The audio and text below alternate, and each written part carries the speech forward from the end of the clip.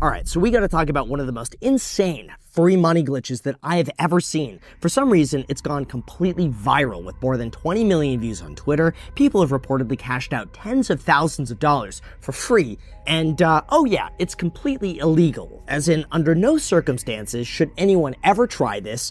The Chase Bank Infinite Money Glitch. Over the last few days, this trend has made its way around Twitter and TikTok, which resulted in dozens of news outlets, and even the bank itself covering this as a literal warning of what could happen once this exploit is fixed. And believe me when I say this, unfortunately, there is no such thing as free money, especially when you're dealing with the biggest bank in the United States. So if you're curious why this is such a bad idea, how this was allowed to happen, and what is being done to people who tried withdrawing free money, here's everything you need to know. And obviously, I shouldn't have to say this, but I will. This video is purely for entertainment purposes only, and I'm covering a newsworthy event as an example of what not to do. Or basically, here's why this is a real $1 million, and then claim it's worth the asking price of a mansion. So in order to process transactions like this, banks need to confirm that there's actually money behind the check before it can be cashed. And this is where the fun part begins. Once a check is cashed, banks typically make funds available within 1 to 5 business days, which gives them enough time to certify that the check is valid, that money can be transferred, and you as the recipient can freely do as you please. In fact, here in the United States, it's federal law that the first $225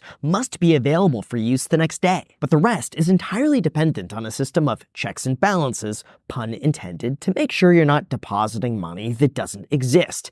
And this is where the problem begins. See, initially, most banks don't know whether or not a check is going to clear because at the end of every business day, all transactions are reorganized from highest to lowest priority. For example, cash withdrawals might be the first to record, then debit card transactions, then wire transfers, then ACH transactions, or plenty of other reasons that just aren't worth getting into here. Point being, there is a bit of a gray area where the bank gives you unrestricted access to the money before they confirm 100% that the check is really good. Usually, this is why you have to wait before withdrawing money that was just deposited. Transactions are usually stalled on weekends and holidays. If you have a new account, you usually have more restrictions than the person who's been banking at the same place for years. And in 99.9% of situations, it's totally fine. There's never any issues. Except in this case, everything went wrong. Like I said, usually when you deposit a check, the money is made available after 1 to 5 business days. But one person found that when they deposited a check in their own Chase Bank ATM, the full amount was available immediately.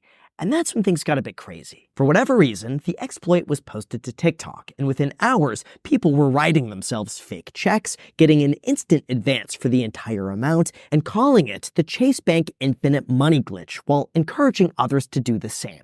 Legal, and stealing money from a bank doesn't go without severe consequences. But as far as what's happening to the people who use the Infinite Money Glitch, as well as what Chase Bank said, you're going to want to pay attention. Although before we go into the consequences and people's reactions to now owing tens of thousands of dollars, I think it goes without saying, but here's what I've realized. Money is, at its core, just a tool. And just like any tool, there are effective ways of using it and ineffective ways of using it. Like sometimes it's just really nice to be able to purchase peace of mind, especially when you begin to realize just how much of your personal data is floating around on the internet in the hands of data brokers, third parties, spammers, or anyone else you don't want having it. I'm talking your full name, date of birth, social security number, home address, phone number, email address, relative info. It's all out there. Now, even though this can be a huge problem, the good news is that you do have a right to request the data brokers remove the information they have about you. And our sponsor, Incogni, is there to help you do exactly that. They do worth it.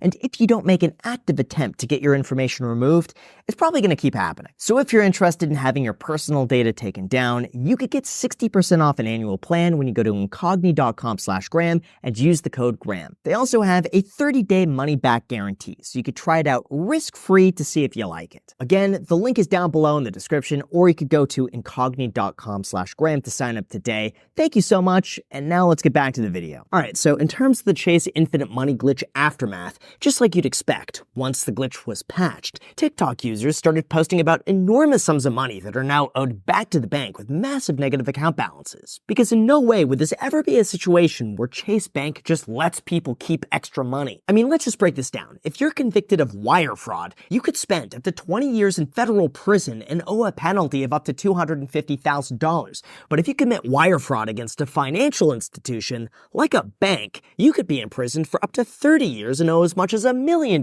Played out in the past. So far, the results have always been really bad for the customer. Like, just take a look at the one that happened last year, the Cash App infinite money glitch. Back then, Cash App users discovered that during an update, they could add unlimited funds to their Cash App balance without those funds being pulled from their banking institution. Even though they couldn't withdraw those funds in cash, they could make payments to online retailers, so that's what they did. One user even reported spending as much as $40,000 until Cash App reconciled the account and asked for their money back. After all, according to their terms of service, after 45 days of an overdrawn account, Cash App will begin steps to retrieve the money. We might contact you or take other legal actions to collect amounts due. There's also the fake check scam that's been around forever, where someone sends you a check for a higher amount than what's owed, they ask you to send back the difference, and then after a week or two, their check bounces, the bank claws back the money you thought was available, and you've sent them an amount that you can no longer recover. I actually reached out to this user on Reddit, got him on my channel,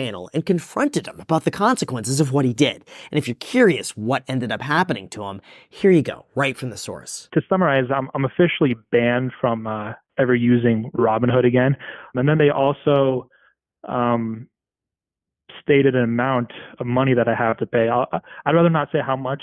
It's not horrible. It's not as bad as I was expecting, because at one point my account was at the very top was negative 249,000, and I have a screenshot of that. If I could go back in time, I probably would not have done this. Of course, some people tried to make the argument that borrowing money from within an investment account isn't exactly illegal if they allow you to do it. But make no mistake, this is still significantly different than knowingly writing fake checks and trying to scam the bank out of their own money. So in terms of the realistic consequences for the Chase Bank glitch, here's my opinion. Now, I'm just guessing, but most likely Chase Bank is going to do this and your average account balance is $100,000.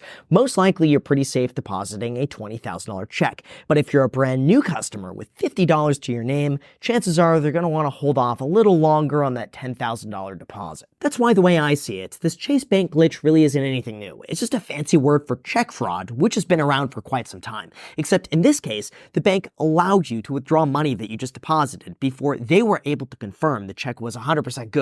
Of course, now this exploit is fixed, so no, you can't do this anymore. But it is shocking to see just how quickly this information spread online, and then how many people thought they could get away with it and that a banking glitch would ever work in their favor, because it never does. Eventually, banks are going to catch on, accounts are going to be fully caught up, and if you owe the difference, you're going to be 100% responsible for paying it back. Oh, and also, if you couldn't tell, I'm filming this video incredibly sick, and my voice gave out quite a few times. In fact, I had to refilm this entire section because it came out blurry. So if you guys appreciate all the work I do to try to bring you up-to-date information, it would mean the world to me if you hit the like button and subscribe. That's all I ask for. If you made it through the whole video and you haven't subscribed already, so it's totally free. Just give it a quick tap. Thank you so much. Really appreciate it, and until next time.